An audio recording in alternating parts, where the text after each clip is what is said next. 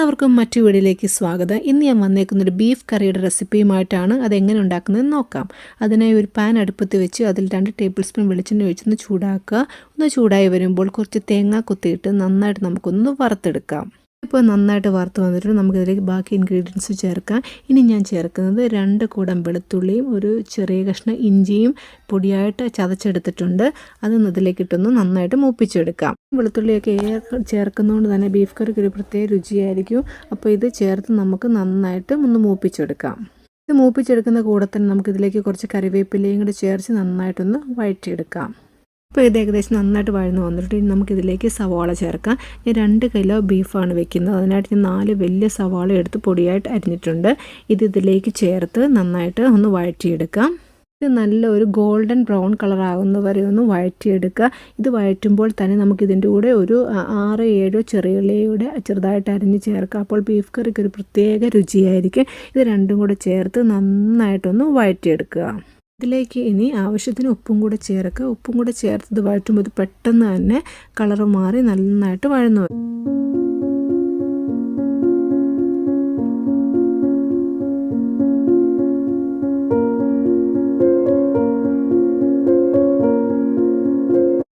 ഇപ്പോൾ ഇത് ഏകദേശം നന്നായിട്ട് വഴന്നു വന്നിട്ടുണ്ട്. നമുക്കിതിലേക്ക് ബാക്കി മസാലകൾ ചേർത്ത് കൊടുക്കാം.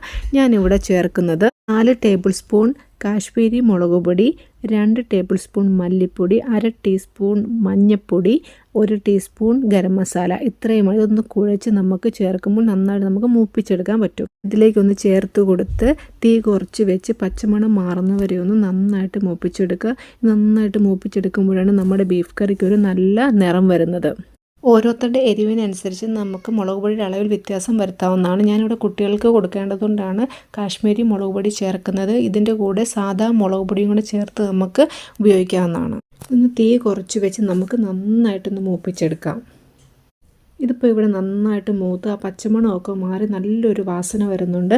നമുക്കിതിൻ്റെ കൂടെ ഒരു 2 തക്കാളി അരച്ചതും കൂടെ ചേർത്ത് നന്നായിട്ടൊന്ന് വഴറ്റിയെടുക്കാം. തക്കാളി ഇങ്ങനെ അരച്ച് ചേർക്കുമ്പോൾ നമ്മുടെ ബീഫ് കറിയുടെ ചാറിന് നല്ല കൊഴുപ്പ് കിട്ടും. അതുകൊണ്ട് എല്ലാവരും ഇതൊന്ന് അരച്ച് ചേർത്ത് ട്രൈ ചെയ്ത് നോക്കുക. ഇപ്പം ആ തക്കാളിയുടെ പച്ചമണമൊക്കെ മാറി നന്നായിട്ടൊന്ന് മൂത്ത് വന്നിട്ടുണ്ട്. ഈ സമയം നമുക്ക് ഉപ്പിൻ്റെ അളവൊന്നും പരിശോധിക്കുക. അതുപോലെ എന്തെങ്കിലും മസാല നമുക്ക് ആവശ്യമെന്ന് തോന്നുവാണ് ഈ സമയത്ത് നമുക്ക് ചേർത്ത് കൊടുക്കാവുന്നതാണ്. എന്നിട്ട് നന്നായിട്ടൊന്ന് മൂപ്പിച്ച് ഒന്ന് മാറ്റി വയ്ക്കുക. ഞാനിവിടെ 2 കിലോ ബീഫാണ് എടുത്തത്. നന്നായിട്ട് കഴുകി വെള്ളമൊക്കെ ഊറ്റിക്കളഞ്ഞ് കുക്കറിലേക്ക് മാറ്റിയിട്ടുണ്ട്. ഇതിലേക്ക് നമുക്ക് തയ്യാറാക്കി വെച്ചേക്കുന്ന മസാല ചേർത്ത് നന്നായിട്ടൊന്ന് ഇളക്കി യോജിപ്പിക്കുക. ഇതിപ്പോൾ ഇവിടെ നന്നായിട്ട് മിക്സ് ചെയ്ത് വന്നിട്ടുണ്ട്. നമുക്കിതിലേക്ക് വെള്ളം ചേർക്കേണ്ട ആവശ്യമില്ല. ഈ ബീഫിൽ നിന്ന് വെള്ളം നമുക്ക് ആവശ്യമുള്ള വെള്ളം ഇതിനകത്ത് വെന്ത് കഴിയുമ്പോൾ കിട്ടുന്നതാണ്. ഇനി ഇതിലേക്ക് കുറച്ച് കുരുമുളക് പൊടിയും കരിവേപ്പിലയും കൂടെ ചേർത്ത് അടച്ച് വെച്ച് ഒരു 4 വിസിൽ വരെ ഒന്ന് വേവിച്ചെടുക്കാം. ഓരോ സ്ഥലത്തും കിട്ടുന്ന ബീഫിൻ്റെ വേവിനനുസരിച്ചായിരിക്കും നമ്മൾ വിസിലടുപ്പിക്കേണ്ടത്. എനിക്ക് കിട്ടുന്ന ബീഫ് 4 വിസിലോട് നന്നായിട്ട് വെന്ത് കിട്ടും. അപ്പോൾ നിങ്ങൾക്ക് കിട്ടുന്ന ബീഫിൻ്റെ വേവിനനുസരിച്ച് വിസിലടുപ്പിച്ച് ഒന്ന് വേവിച്ചെടുക്കുക. ഇനി നമുക്ക് ഇതൊന്ന് മൂടി വെച്ച് മീഡിയം ഫ്ലെയിമിൽ 4-5 വിസിൽ ഒന്ന് അടുപ്പിച്ച് കൊടുക്കാം. കുക്കറിൻ്റെ ആവി മൊത്തം പോയ ശേഷം നമുക്കിതൊന്ന് തുറന്നു നോക്കാം. അങ്ങനെ നമ്മുടെ നാടൻ ബീഫ് കറി ഇവിടെ റെഡി ആയിട്ടുണ്ട്. നല്ല കുറുകിയ ചാറോടുകൂടി അടിപൊളി ബീഫ് കറിയാണ്. എല്ലാവരും ഇതൊന്ന് ട്രൈ ചെയ്ത് നോക്കണേ. ഇതിന് മുകളിലേക്ക് നമുക്ക് കുറച്ച് കറിവേപ്പിലയും കൂടി ഒന്ന് ചേർത്ത് കൊടുക്കാം. അങ്ങനെ ഈ വീഡിയോ നിങ്ങൾക്ക് ഇഷ്ടമായ ലൈക്ക് ചെയ്യുക, സബ്സ്ക്രൈബ് ചെയ്യുക. എല്ലാവരും ഒന്ന് ട്രൈ ചെയ്ത ശേഷം ഫീഡ്ബാക്ക് ഒന്ന് കമൻറ്റ് ചെയ്യണേ. വീണ്ടും മറ്റു വീഡിയോയിൽ കണ്ടുമുട്ടുന്നവരെ tata bye bye, see U.